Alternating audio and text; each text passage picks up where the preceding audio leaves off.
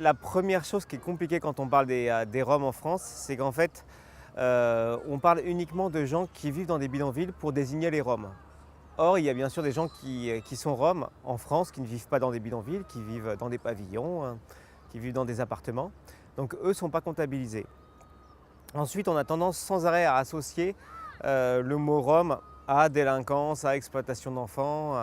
Alors, sans revenir sur les origines, la construction historique de cet amalgame qui date déjà du 19e siècle, ce qu'on peut juste dire, si on prend les chiffres donc de la police et de la justice pour la région parisienne, on aurait entre 3 et 10% d'enfants qui vivraient dans ces bidonvilles qui seraient impliqués donc dans des histoires de traite. Ce qui veut quand même dire en creux qu'on a entre 97% et 90% de mineurs roms, et pas uniquement d'ailleurs, qui ne sont pas pris dans ces histoires de traite. Donc ça limite quand même le sujet.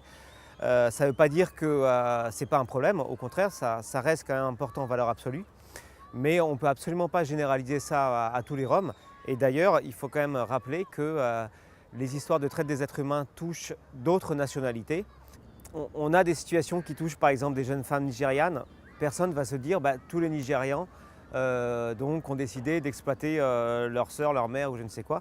On a d'autres situations qui touchent des Brésiliens et on a d'autres situations qui touchent des Français. Il suffit d'aller par exemple malheureusement en Porte-Dauphine pour trouver des jeunes Français qui se prostituent.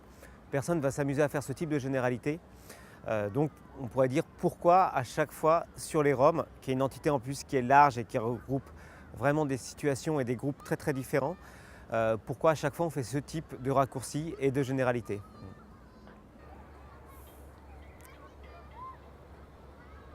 Il faut savoir que la construction de la catégorie Rome, c'est une construction qui date du 19e siècle, au moment de la construction des États-nations. Et donc pour définir des co-nationaux, il fallait en fait trouver sur le même territoire des personnes qui habitaient au même endroit, mais qui n'avaient pas les mêmes caractéristiques. Et en fait, le fait de trouver des gens qui sont différents, c'est la meilleure façon pour que les gens puissent se définir comme co-nationaux. Donc là-dessus, on a trouvé des Juifs et des Roms essentiellement. Bon, il y avait d'autres groupes où on a dit, regardez, nous on est différents de ces gens-là, donc ça veut dire qu'on est pareil. Et c'est la meilleure façon souvent de pouvoir se définir, c'est de dire on est pareil parce qu'on est différent de l'autre. Et l'autre, à cette époque-là, c'était le Juif, le Rom.